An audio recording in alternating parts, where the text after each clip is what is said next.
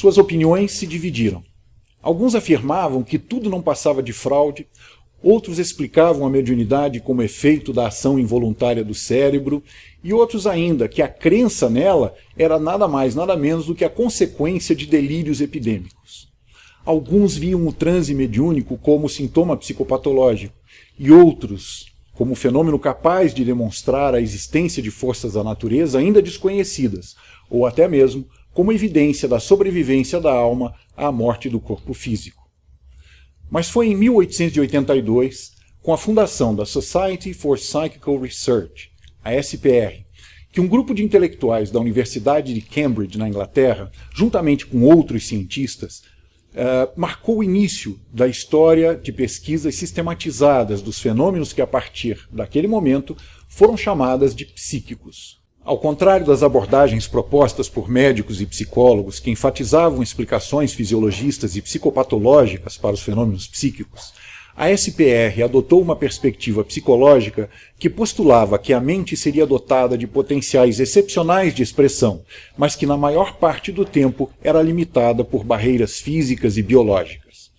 É importante dizer que os métodos adotados pela SPR para o controle e registro dessas experiências estavam à altura dos métodos utilizados à época por ciências tais como a física e a química, e que o objetivo deles era primeiramente reunir o maior número de evidências que estariam acima de qualquer suspeita e, a partir daí, formular teorias explicativas para esses fenômenos.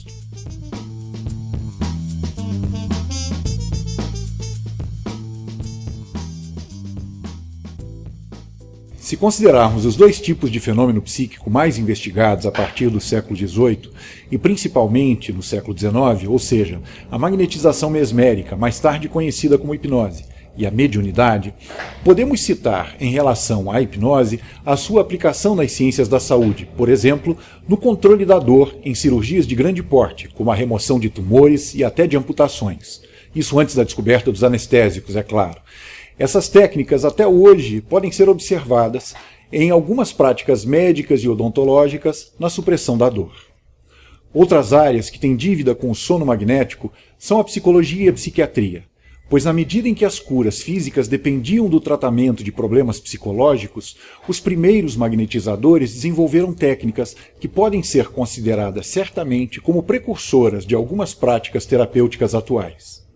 É importante ressaltar que as observações advindas da descoberta do sono magnético e das investigações acerca da mediunidade foram responsáveis também por uma verdadeira revolução na maneira de se conceber a mente. Conceitos tais como o de dissociação, automatismos e de mente subconsciente foram desenvolvidos por pesquisadores na tentativa de explicar os seus mecanismos.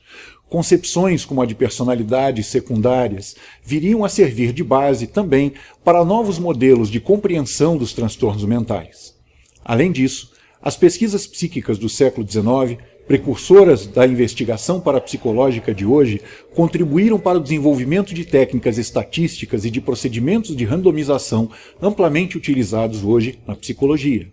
Lamentamos apenas o fato de que a grande maioria dos manuais de história da psicologia ou da psiquiatria negligenciaram essas contribuições. Essa talvez seja uma das nossas tarefas como pesquisadores da área.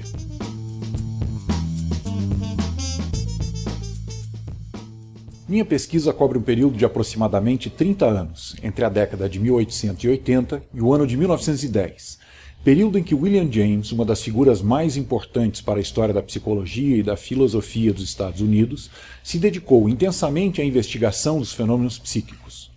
O fenômeno mais pesquisado por ele foi a mediunidade. No entanto, no fim de sua vida, James afirmou não ter chegado a conclusões finais acerca dessas ocorrências, e é por isso que até hoje uma pergunta permanece sem resposta. Por que James se interessou por esses fenômenos e com que finalidade ele insistiu em investigá-los? Inicialmente, uma das coisas que mais me chamou a atenção foi que durante esse mesmo período, William James escreveu seus trabalhos mais importantes em psicologia e filosofia. E foi a partir das análises desses textos que comecei a traçar paralelos entre essas três dimensões de sua obra. Assim, a minha hipótese de pesquisa é que William James não estava interessado no transe mediúnico com o objetivo de provar a existência de espíritos ou de encontrar evidências da sobrevivência da alma, mas sim para informar, ou até confirmar alguns de seus conceitos-chave em psicologia e filosofia.